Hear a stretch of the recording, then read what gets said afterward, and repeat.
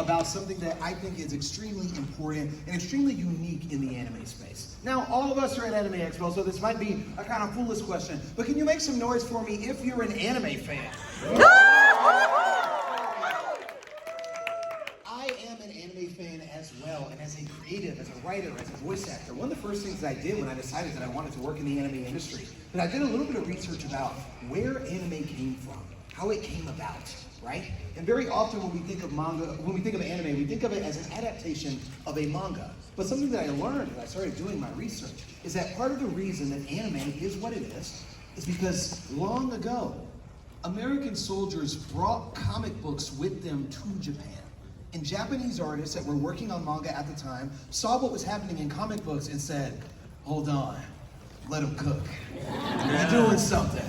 I can do something with this. And as a result, people like Osamu Tezuka created these amazing stories. When we think about manga and we think about anime, it has always been a collection of different cultural influences. The reason that anime exists is because it is a collective story that we as a people around the world have told and have been able to create. And today, we get the opportunity to talk about a story that I think really embodies that sense of cultural combination. A story that brings together different cultural influences to make something that is greater than the sum of its parts. Today we are going to be talking about MFINDA. So, thank you all so much for joining us. We're going to introduce our panelists, and it's going to be an amazing time. Yes, we're super excited to be here. I'm Rakoy, one of the owners of Plus Ultra Entertainment. I'm your other moderator for this amazing panel. And today, we're going to take you behind the scenes of MFINDA, the first Black and Japanese-led anime feature film. Are you guys excited? Now, we're going to get into this over the next 50 minutes, but we want to introduce our amazing and incredible panelists that are joining us today. Up first, we've got Cristiano Terry, the co-creator, producer, and screenwriter behind MFINDA. Yeah!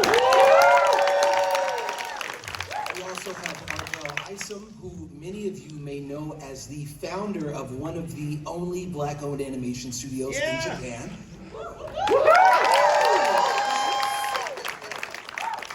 We also have Patience Lakianuzik, creator and art director from MFINDA. Donald Hewitt, the head of story behind MFINDA. And we have Rodney Mueller, producer at G-Kids. Now what we're going to do, we're going to let our amazing panelists introduce themselves a little further so you guys can learn a little bit more about them.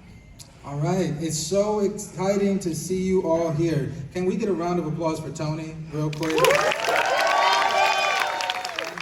you. And a round of applause for the beautiful Rokwa. She is cosplaying as Nasambi, who is one of the main characters of the film that you'll learn more about today. Right? But, you know, I'm just happy to be here. I'm so excited that we get to bring something like this to life. And I started Inlight in 2020 with a dream. I had a VHS tape of Spirited Away when I was a little kid. And then I had a VHS of Metropolis by Maruyama-san. Yes. And I just said, how can I be a part of this, right? And then years and years later, we found a way to bring together a dream team to make it happen. So I'm so excited to be here. Thank you so much. This is the first of many things to come, so thank you for supporting us early. Woo, thank you.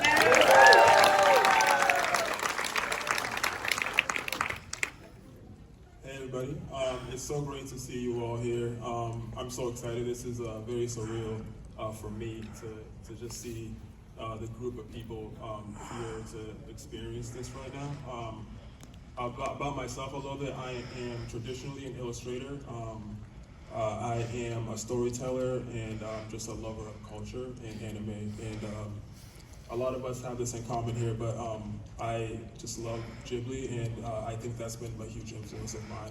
Yep. And so it's just really amazing to have come this far and to be working with these amazing people. Thank you. Woo!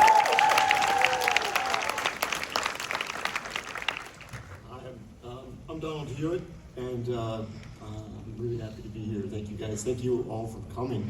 I'm Chief of Story here at Enlight, and I've been working with Cristiano and team for quite a while.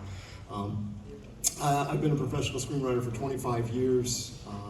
I also teach screenwriting, and I happen to have a book. If anybody's learning how to screenwrite, this is mastering screenwriting.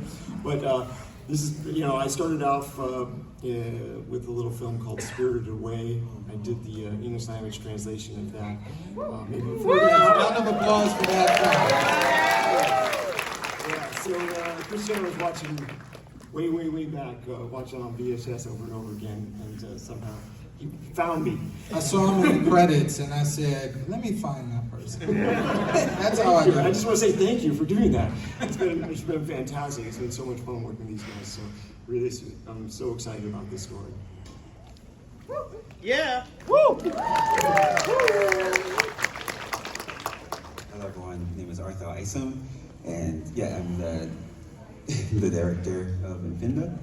And I'm really happy to be a part of this team here, helping to bring patients' vision to life.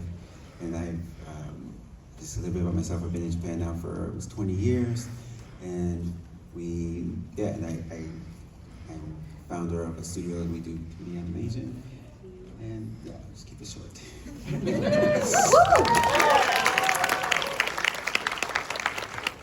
Hi, thank you for being here. My name is Rodney Euler. I'm the Director of Acquisitions and Development at G-Kids. Is anyone familiar with G-Kids? Yeah.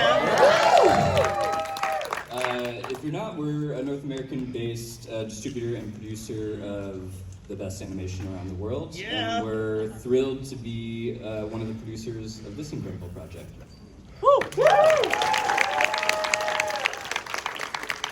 I think they're being nice for the sake of time, but everybody on this panel is like underselling themselves. There are so many amazing achievements and experiences that the people that we have on this panel today have done, especially when you look at how rare it is to find people that actually know about the anime industry. Like, I feel like we all know at least one person that says they know about the anime industry, right? Yeah. Maybe some people on YouTube that might talk like they know what they're talking about, even though they don't.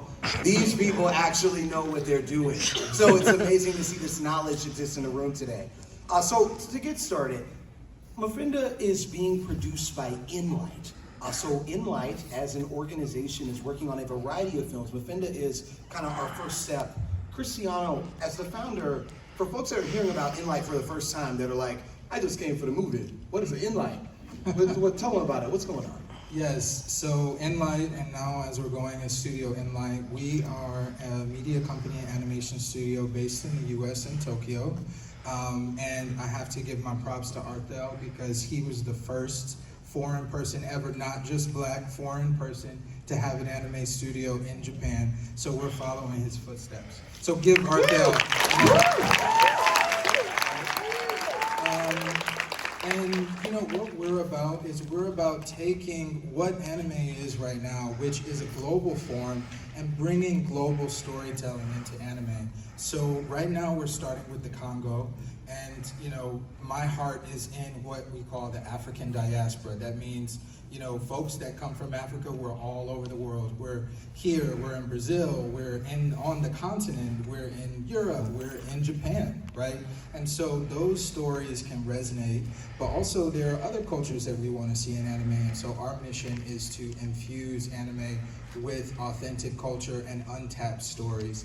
And MFINDA was the first film that I thought we needed to go with. I met patients literally on Instagram. So how many of y'all know each other from Instagram? Maybe, yes, raise your hand higher, Don't be shy. please. Thank you. So I'm a lurker of Instagram who is amazing, who is doing interesting things. And so we try to find untapped talent that helps us tell those untapped stories. And so we, starting with MFINDA, and we have a slate of films with some exciting people that I can talk a little bit more about later, but people like, we're starting with Masao Maruyama, who is a legend. He's the founder of MAPPA and also the co-founder of Madhouse. But we're also working with Studio 4 Degrees Celsius, Tezuka Productions. Tony, you mentioned Osamu Tezuka. So it's our mission to bring the legacy of anime and merge it with something that's new, fresh, and exciting. And everything is produced in Japan. So for people who are asking, is this anime? It is anime. We love that. Okay, so just to get that out of the way, everybody's commenting on Instagram. This isn't anime, it's anime. So, yes. Need therapy. So, Cristiano, everyone in the room, I'm pretty sure is wondering the same thing, right? So you start your own anime company. How? How? That's a good question. I stalk people on LinkedIn. But no, really. Luciano will talk to you. Cyber stalking at its finest. Anyone. I will say this though, just for anybody that is just building something, you know, I know there's a lot of creatives in the room and you all are so talented. I see all of the cosplay, I see all of the artwork. And so it's really about bringing together a team of people because I can't do this by myself. I'm great, but Patience, Don, Arthel, people you don't see, and then great partners like G Kids, right? And we're also working with Juvie Productions, Viola Davis, and Julius Tenen. You know, so it's just about bringing people together. So they don't have to be celebrities and all that stuff, but your friends that you feel the same way, you're passionate about the same things. Come together, work together, build something, and something that you can be proud of. And so I think that's how we did it.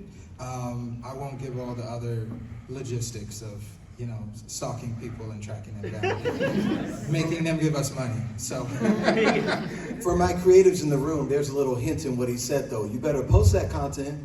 You better put that video up. You better put that illustration up. Cristiano gonna be in the comments. He ain't gonna say nothing. He just gonna be there. Be taking note. That's a talented person. I need to work with that person. You'll later. find it on YouTube, my friends. So with all the momentum behind Enlight, you start your own anime company. Your LinkedIn stalking turns into, hey, give me money, and you manage to significantly, get the check written, right? And now you're like, all right, we got to make something. The first thing that we bring to the table with all this momentum behind us, it has to make a statement. Tell us, what is MFINDA and what made it the right flagship film for Enlight? So MFINDA, as you can see here, is about a 13-year-old Congolese girl. Her name is Odie, and she's living in 1970s Kinshasa during the Congo crisis. And during a military raid, she escapes into the forest. The forest is the MFINDA, and it's a primordial forest of spirits, gods, and ancestors. And she's transported to 1600s Kingdom of Congo, where she meets another young girl named Nasambi, and they have to both find their way back home. But they get thrust into what is a conflict between humans and spirits in that time about how we respect nature, how we connect to our ancestors, how we're gonna move forward to the future and leave that behind, or are we gonna honor our tradition? And that's something that's universal, right?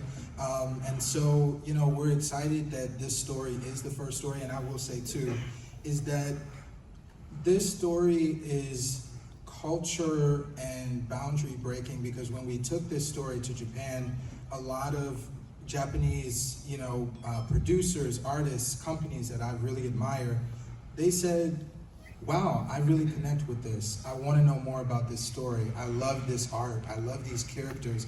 And some people told me, you know, an unnamed producer, I won't say, but they said it's going to be very hard to motivate Japanese people to make a movie about Africans. And I said, well, you know what? That's okay. That's cool. We're going to do it, and we're now doing it with one of the most celebrated anime producers living, Masao Maruyama. You see how I did that? And I met Maruyama-san because a great friend of mine and somebody who helps us now leading Studio Enlight, his name is Shigeru Igari, and he was a former CEO of Atlas. And he introduced me to Maruyama-san, who was a longtime friend. And in Japan, as everybody knows who works in Japan, you have to be introduced.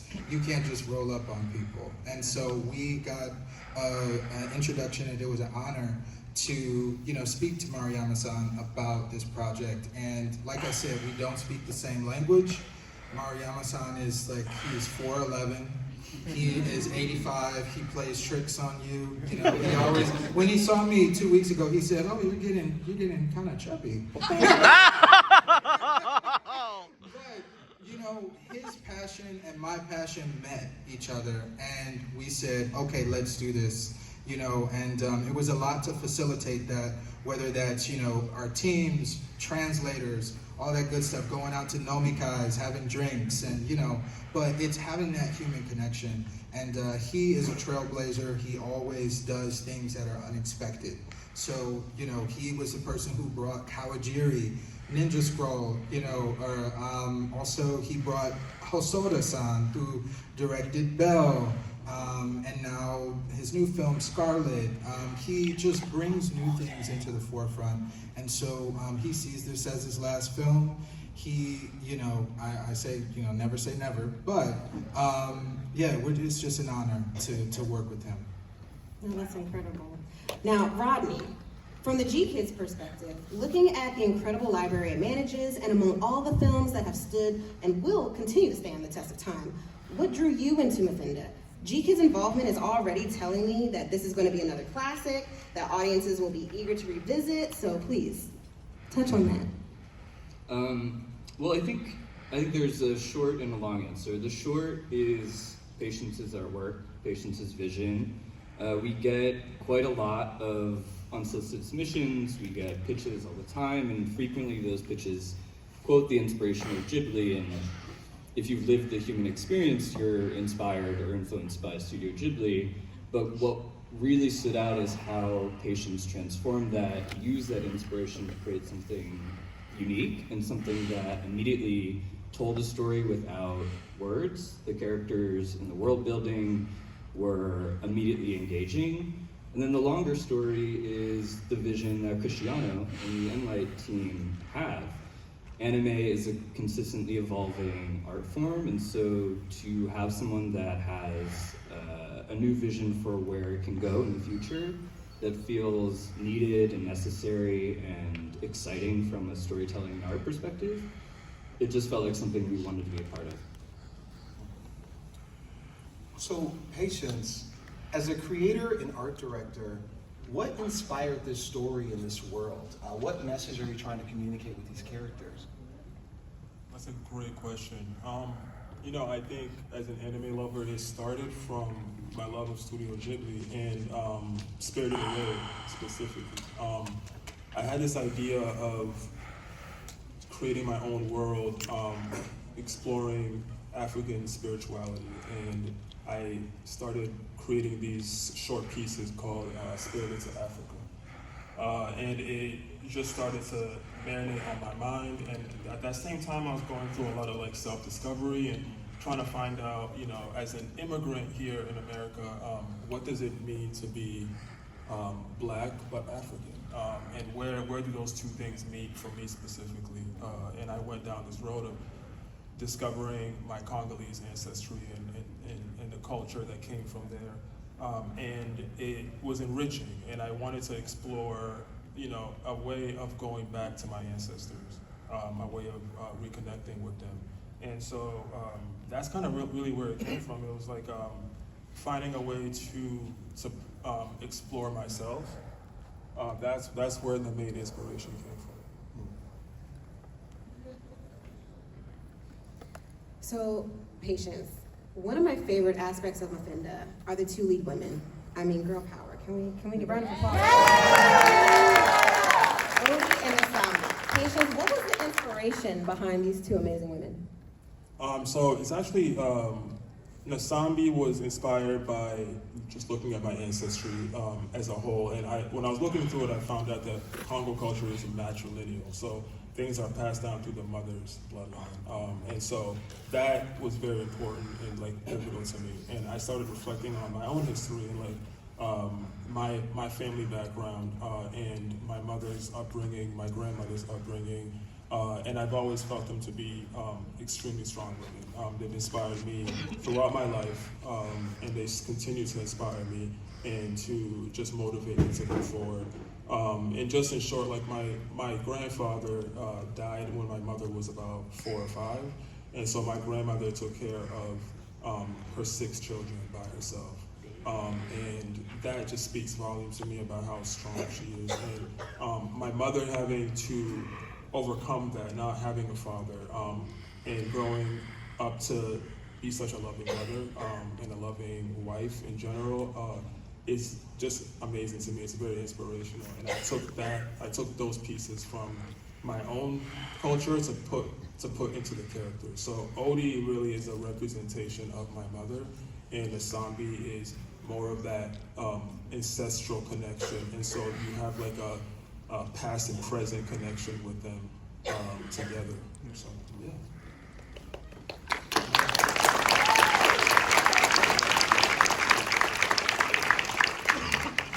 And I'm sure the cultural experiences that you kind of brought while you were working on it are something that people are going to feel when they watch the film and when they engage with the characters. I really hope so, yes.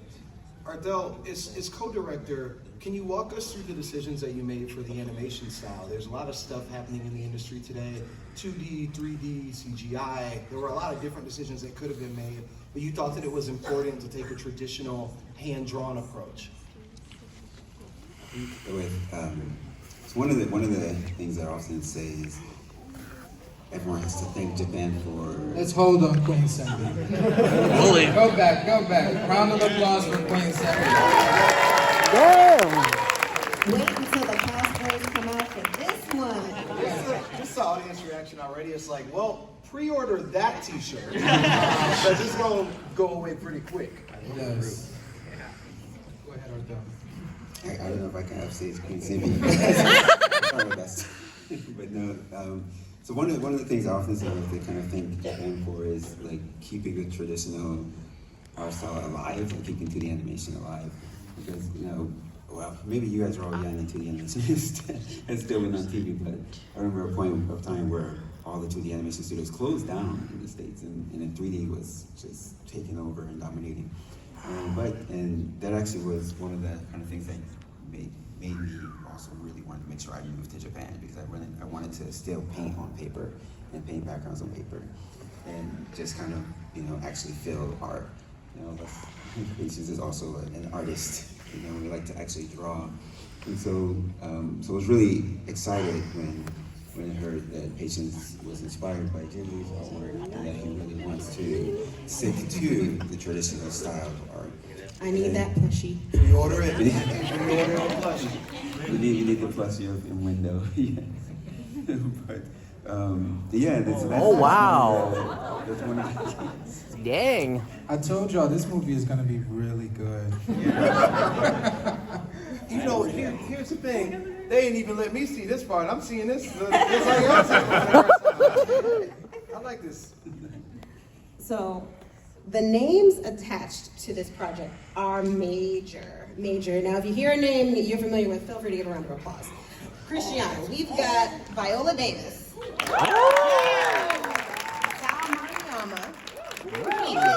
How did you get all these people to believe in MFINDA? Well, you know what? I think everyone involved in this movie is passionate about storytelling.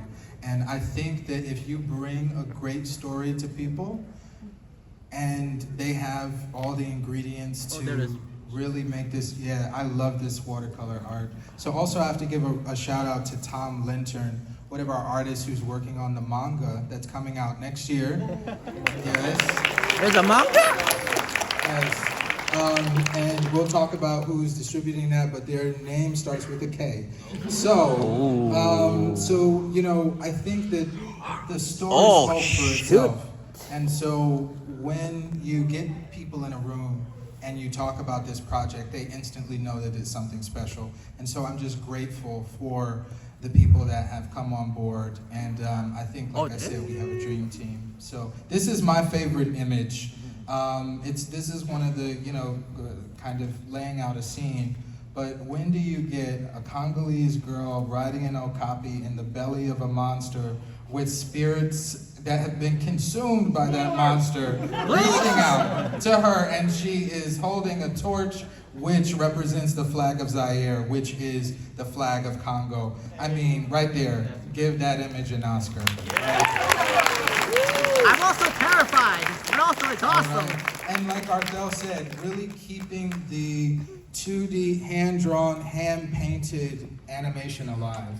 You know, and that is something that's very important. And obviously we're talking about G-Kids. G-Kids is such an amazing company, has distributed some of the most amazing anime, and I'm so excited to see G-Kids growing. Who's going to see Jujutsu Kaisen? Yeah! Yeah! Awesome. So we got the list together. We got to pre-order the t-shirt, pre-order the plush, and pre-order the art book too. I'm gonna need that. Those cosplays ready. But speaking of art, Patience, the creator of MFINDA, is going to do a live drawing of some of the characters of the film. And he'll be giving away these autographed pieces towards the end of the panel. So. Oh, shoot! Now, while that's happening, we're going to continue into our panel. Donald, as a screenwriter, you've helped bring some of the most beloved anime films of all time to the Western audience. Through your collaboration with John Lasseter. Oh, we got the... Is that the soundtrack? This is a part of the score, yes, but keep going. Go ahead. Well, through your collaboration with John Lasseter and Disney, such as Spirit Away and My Neighbor Totoro, as chief of story at Enlight, what was the core message or theme you wanted to communicate when working on MFINDA? Yeah, very similar to Spirited Away. I remember getting hired to do that film. I was actually in London at the time working on a working title film, and a call came in at 1 in the morning, and they said, "John Lasseter wants to hire you." Yes. What is it? I didn't find out it's Spirited Away, and then. Really, the main thing right from the beginning with that film was respect. We just had to, it was so important to be respectful of the Japanese culture because that film is so important and has it's such a kind of meaningful film to Japanese people, and so right from the beginning, be very, very respectful of the culture, and so that's something we really wanted to do from this right from the beginning, is to be very respectful of the Congolese culture and to bring that kind of these are real people, this is a real culture. We're not going to just kind of mess around and do whatever we want. We have to kind of really carry that and to be true to that. And then the next would be like love. You can see when Miyazaki makes a film, he loves his characters, and you can feel that when you see that. You can't help but love them because it's there. You can feel that. So we really wanted to approach these characters with a lot of love and respect. And it was just, there was a time when it was just me and Patience. We were meeting twice a week, getting on Zoom and talking. And he would tell me about this. I would go, what's this thing that's in Kisi, or what's this? And he would just go into all these things about the culture and things. And then I would read some scenes that I had written because we were doing the first draft. And I remember after reading one of the scenes, Patience was like laughing. And I was like, what? That sounds like my mom. I'm like, yeah. that's it. I'm hitting it, man. I'm getting the respect, I'm getting the love, and that's the kind of story we wanted to make sure we were going to deliver for MFINDA. So we've got a few more questions before we get to our Q&A and when Patience gives out these pieces, but I want you to know that aside from the pieces that Patience is giving out, there is another very exciting thing towards the conclusion of this panel. So I encourage you to stick around. Rodney, at G-Kids, you distributed so many different types of anime, from action heavy to heartfelt dramas. Where do you see MFINDA fitting into that landscape, and what kind of audience do you think will resonate with it most? Yeah, and I mean, this is one of the first events for this project, but and just G-Kids, and we weren't at the start of it, have been working with this team for maybe 3 years or so, and Dang. Represented here is the Juvie team, who's been incredibly valuable. But we've had sort of a front row seat to the story building and the world building.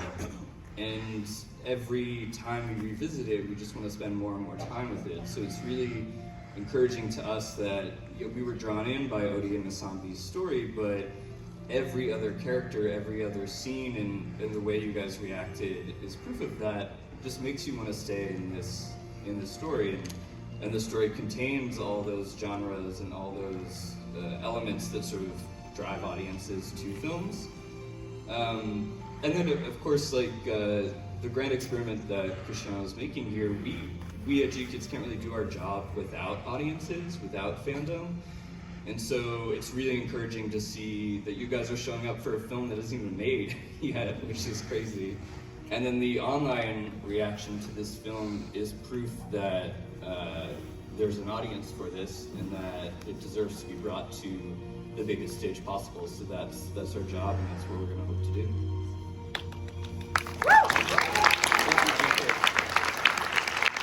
This is also exciting, and MFINDA isn't the only film in development.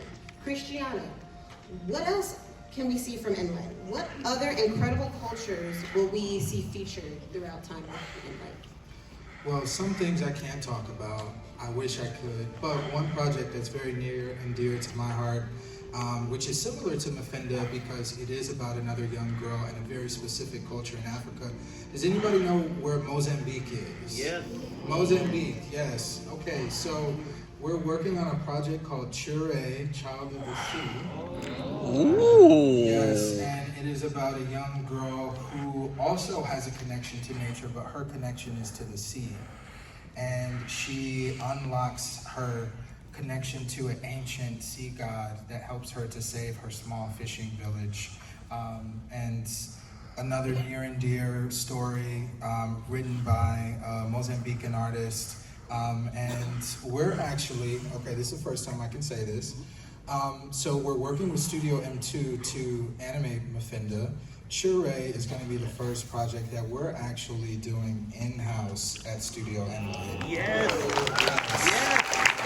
And we're working with a company called Lucan in South Africa. Lucan works with Disney, and so they worked on a project called Kazazi Moto, which, yep, you know Kazazi Moto, nominated for an Emmy. So we're working with Lucan because we're bringing artists from South Africa and Mozambique to Japan to work on this project. So we're very excited about this. You have no idea. This is just the tip of the iceberg. I'm involved with everything here, man. And Cristiano is bringing it. There's some amazing, amazing projects down the line. Things, classic ones that are going to be rebooted. Lots of amazing originals. Like Actually, I can say this because we signed a contract. Okay. We will be remaking Jungle Emperor Leo from Tezuka Productions. Oh my God. Whoa. Yes. Whoa. So we have a great relationship with Tezuka Productions, and they're very excited about reinvigorating their IP. You know, they did Astro Boy, Unico, and Jungle Emperor Leo was the inspiration for The Lion King. And so they, you know, Disney gets a lot of heat for that. But Oh, yeah. so Leo is an example of how we're not just doing original stories, but also collaborating with legendary Japanese studios to reinvigorate their IP for a now global audience. So we're doing Leo. Congratulations. Thank you. Thank you. Yes. Before we get to our Q&A, we are allowed to share a bit more information with you. We've talked about the art, we talked about the music, we talked about the animators. Now we can talk about the cast. Sure. Can we pull up the character art for Kozo, please? Kozo!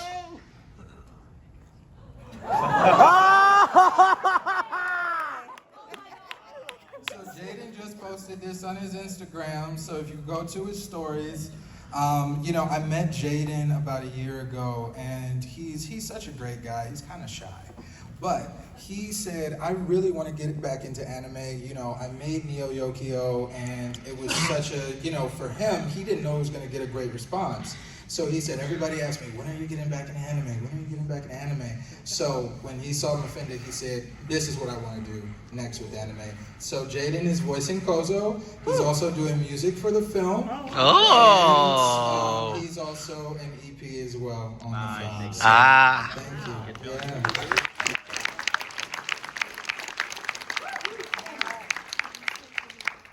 Now, hold on. There we go.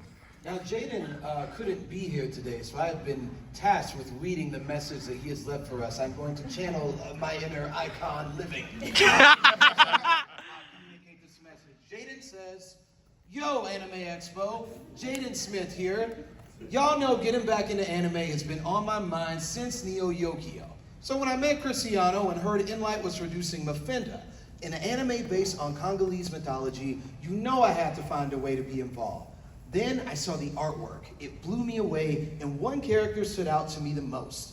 I'm excited to announce that I'll be joining MFINDA as an executive producer in voicing Kozo, an ancient warrior that protects the MFINDA during a time of conflict between humans and the spirits of nature. MFINDA is going to be a real deal anime, and Tony Weaver Jr. is my best friend.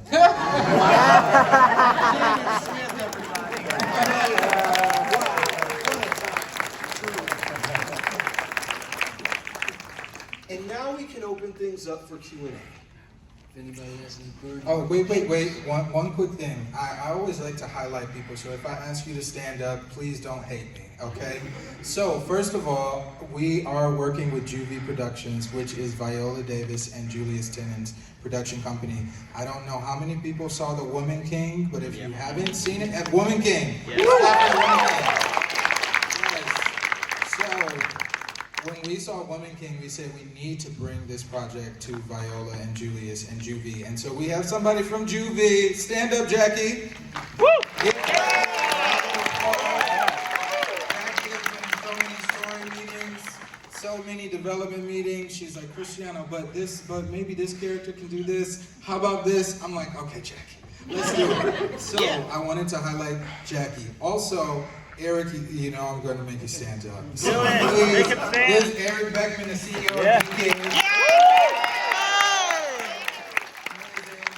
Without, Eric, we wouldn't be here as well. So, from the bottom of my heart, I thank you, Eric, and Jackie for being on this journey with us. So, thank you. If you guys do have some Q&A, we have a microphone circulating around. Oh, turn up.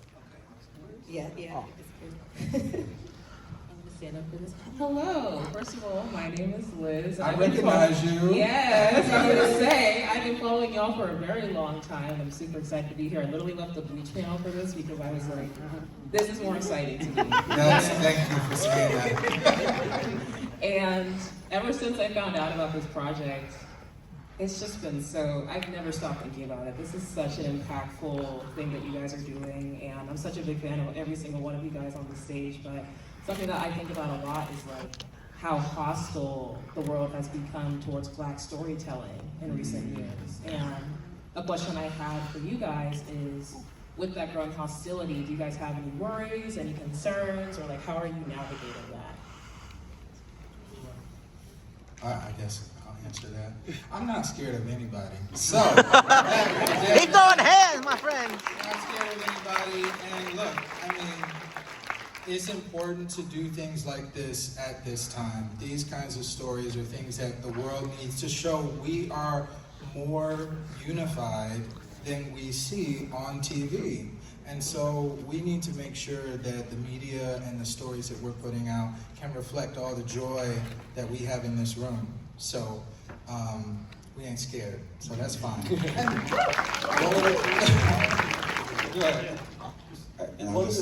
No. Oh, 1 second. When you all ask your question, can you say 30 seconds or less? Because we want to get as many questions in as possible. Okay. Because our time is running out. Yeah. Thank you. Okay. Oh no, I was going to add really quickly to what Cristiano said. I wanted to. I feel like we don't even have anything to fear because when you look at this room, look how diverse this crowd is, and everyone.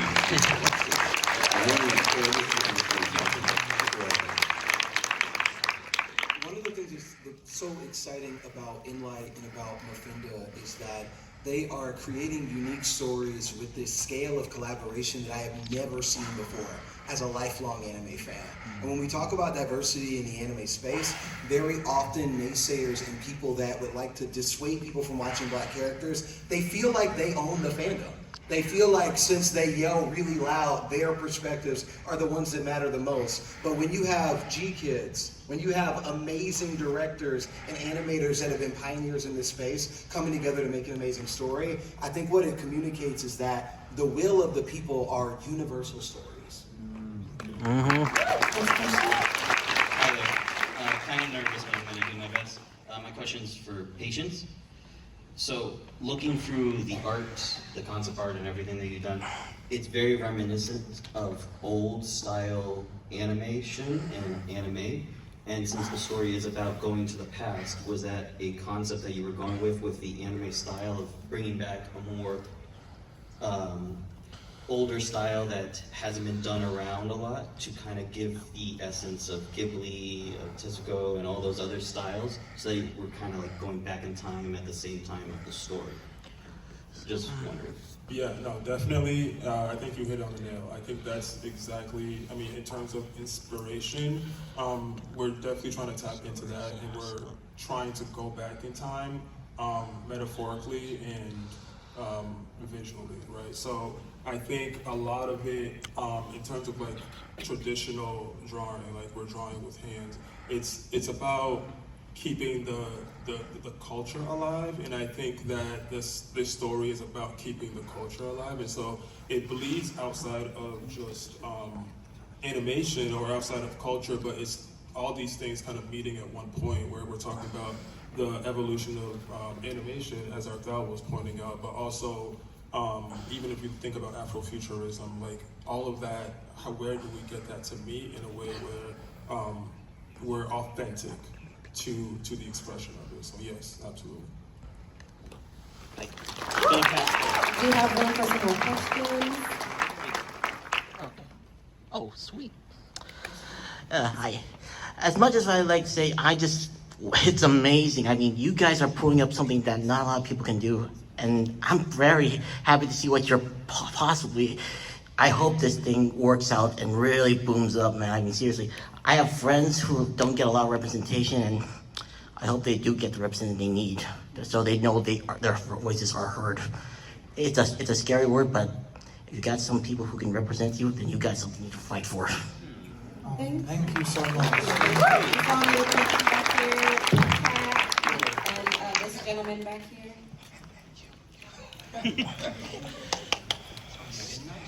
Hello, so I'm not really much of a public talker, so I didn't write this down, but my question is for patients specifically. I'm a manga artist, and I'm curious, have you Tell the people your name and the name of your manga, please. Stop playing with me. I'm so sorry. Yes, please. My name is Red F Manga, and I'm the creator of Golden Mist and an upcoming title called Untethered. Good.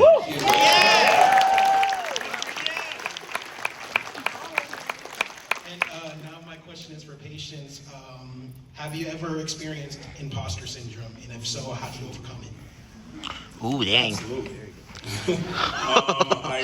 I think that it's something that I continue to work on, and I think that for me personally, to overcome imposter syndrome, it's a balancing act of putting yourself out there and just going with the flow. I think going with the flow has been the biggest thing for me.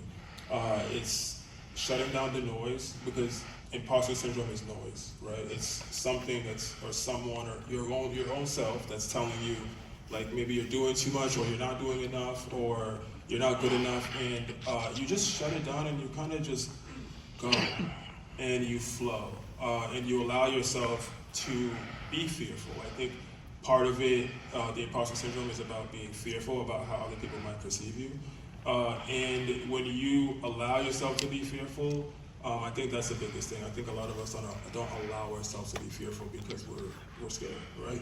And it's just feeling. I think that's been the biggest thing for me, is working through it by feeling it, and actually getting to the point where it's like, okay, I'm just gonna do it, even if I'm feeling this, right? So, great question.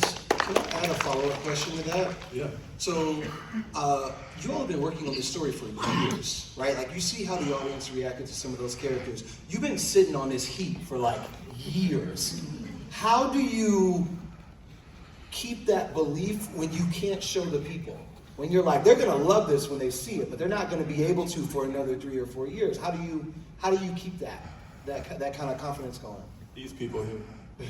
I think it's just being around all of these people, and as with every step, it's gotten better, and I didn't think that it could get this good.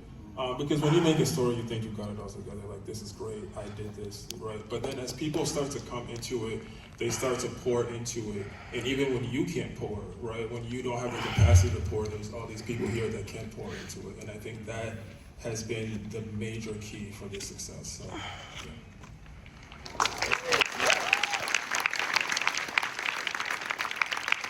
So that gentleman actually kind of just pseudo stole my question. So I write for a D&D campaign every week, and it's like sometimes months before I do anything with the actual concepts. How long was this rattling in your head before you finally put pen to paper and like started just bullet pointing, what the hell am I doing with this?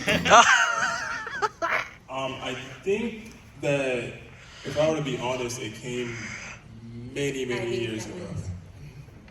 Right? It came many years ago, and I didn't really understand it until I started putting myself out there. So I would say I worked a long time to get myself comfortable just being on social media and sharing myself with the world. And I think that has been the major success.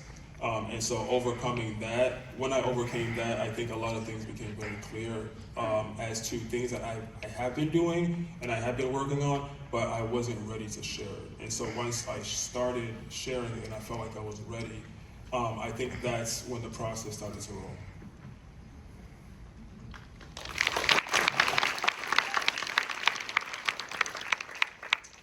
Hi, this is for mostly the whole class here, but also for patients.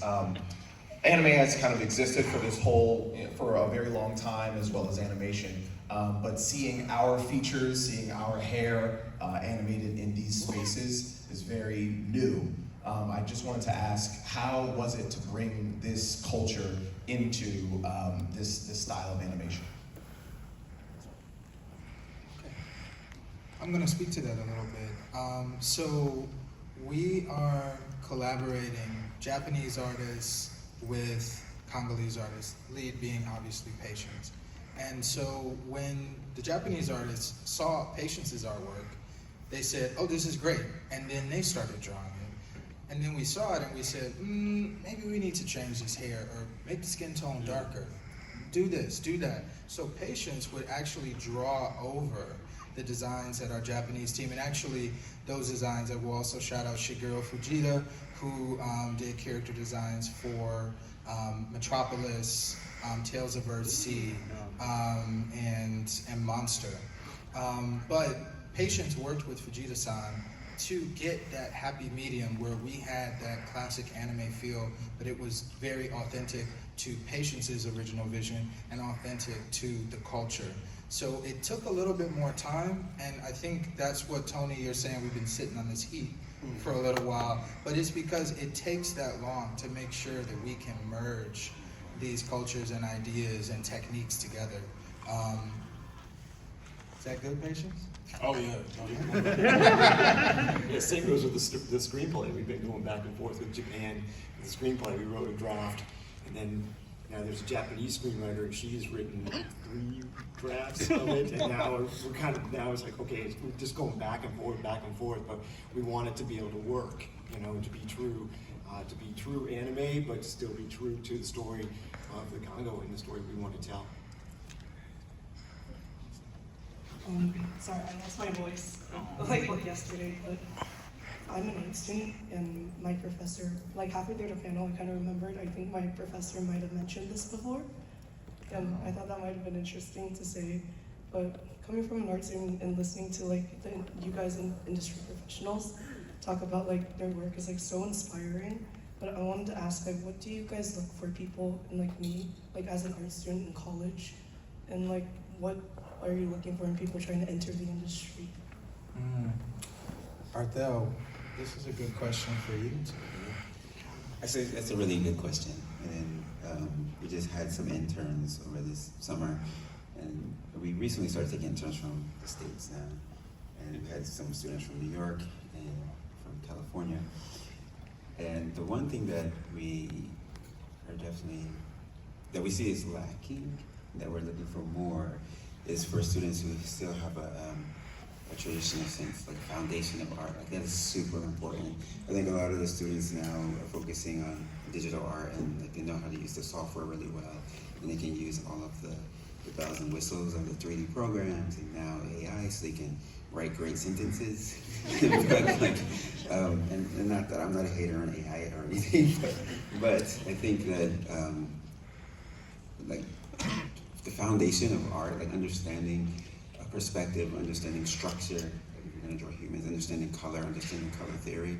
All of that only strengthens the tools that you use if you understand that.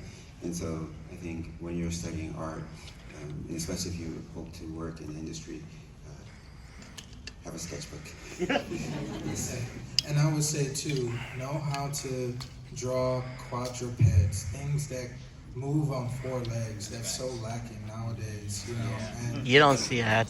yeah, and so you know, the technique is so important, the traditional techniques, and you know, we're all artists up here. It's me, Patience, and Arthel, and you just got to do it, you know. So yeah, and I love your outfit. You look amazing. You might have lost your voice, but you look amazing.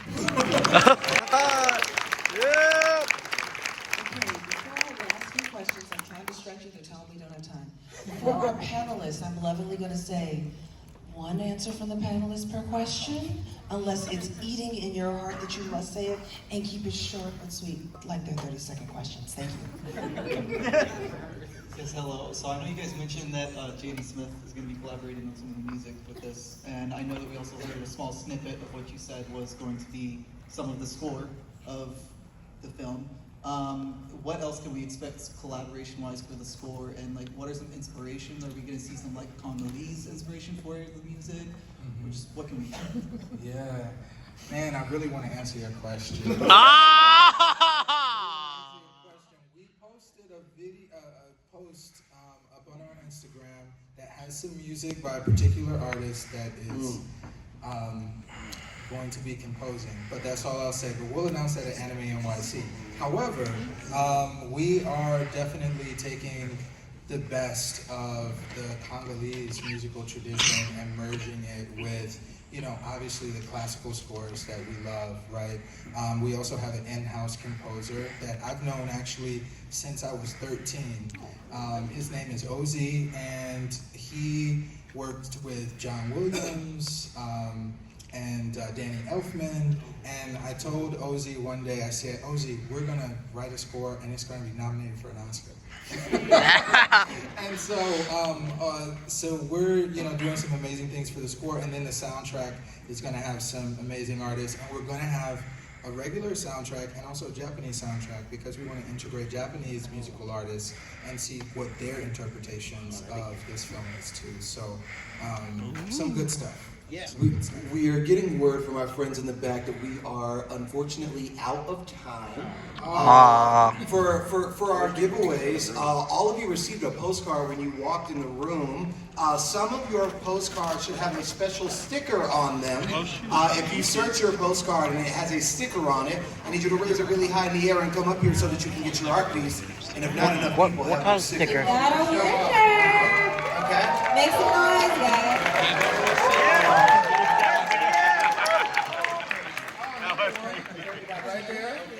What's the spec? And while you guys are coming up for that, we want to encourage you guys also to make sure you're following Enlight on social media, IG, Twitter, X, whatever you want to call it. That is NLITE_US. Follow them on all platforms to stay up to date on all the secrets, tidbits, the sneak peeks, and also, of course, the release. There is a MFINDA booth in the entertainment hall, E46, right next to the Kaiju number 8 video game booth. So if you want to see more of the characters, more of the world, there's a space there where you can go. And there are free postcards and buttons available at the booth as well. Yes, and you can also purchase some amazing phone screens that have some of the art from the film, which is really, really incredible. Thank you all so much for joining us today. Thank you so much. This is only the beginning, and you all get to say you were here first. It's our first MFINDA event, so when it comes out, you get to say I was there. Yes, and we're going to take a quick selfie with all of you. So I just want you to put your arms up, and we're going to come down so we can take a selfie with all of you. Yeah. Okay, it'll just take a second. Oh, do that. Before the selfie, we were filming and we left your question. I was curious if we could get your release. Oh, sure. Yeah, so just write your name really clearly and then signature. your name and contact info. Okay. Oh shit. You don't have to miss that. I'll be here. Okay. Oh shit.